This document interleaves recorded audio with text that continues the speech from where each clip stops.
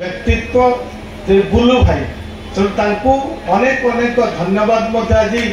ज्ञापन करुच्ची आज कहवाई मो पाखे सब जानते विषय अनेक आम पाठ पढ़ी किसी जाचु गण कवि जदि आम पचारा परीक्षा पढ़ुला 1 नंबर मार्क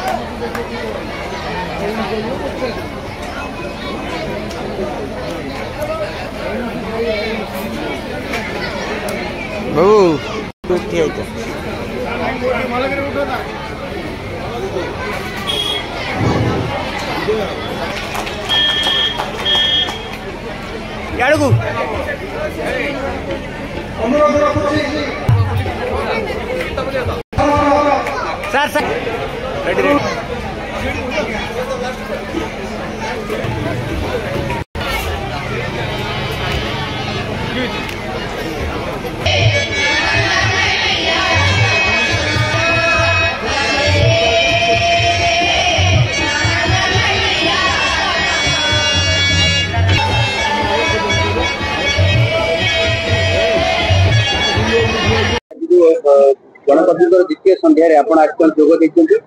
गण हृदय कवि जेते होनी आपको लेकिन कौन कह देखु मोर अत्यंत सौभाग्य जे गणकवि वैष्णव पाणीकर जो जयंती अवसर में द्वितीय संध्यारे मु जो महांगा पवित्र माटी जे कि कला साहित्य संस्कृतिर माटी ए माटी रे मु आज जोग देइछि एठी आज वैष्णव पाणी विषय अनेक कथा आलोचना से किपरि तांकर लेखा माध्यम नाटक माध्यम जो गण अर्थात जनसाधारण कथा को से माने करि पारुथिले माने ताको लोकलोचन को आनी पारुथिले सेही समय कठोर जो इंग्रेज मानकर विरोध मध्ये लोकों को से संगठित करथिले एवं तांकर जो कला तांकर जो लेखनी निश्चित भाव अत्यंत उच्चकोटी थिला तेणु जमने जे से समय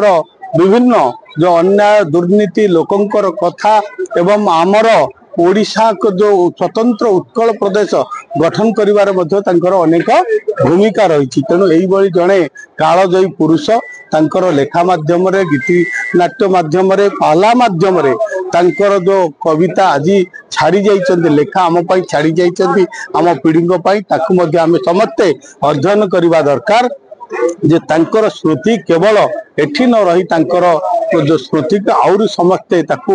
बाहर मध्य आलोचना करवा दरकार अनेक लोक जानिबा दरकार सेही समय जो माने किछि महापुरुष थिले जो माने किछि लेखक थिले जे आमर समाज संस्कार को जन करूथिले समाज को मार्गदर्शन दउथिले दिग्दर्शन दउथिले तांक भितरे गण कवि वैष्णव पाणी अन्यतम देखंतु एठी तो मान्यवर विधायक आमर शारदा भाई अछंदी जणे टाणुआ लेता ए जो माटी पाई काम करुवा जड़े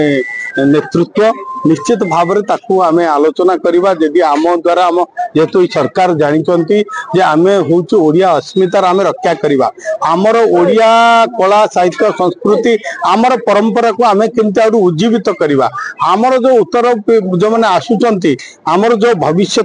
पीढ़ी से आमको केमती ए विषय अवगत करवा निश्चित भाव में यह गोटे स्वागत योग्य पदक्षेप रही प्रत्येक लोकर प्रत्येक व्यक्तिर जो माने समाज प्रति किसी अवदान अच्छी से स्मृति को साउंटी रखा आमर कर्तव्य।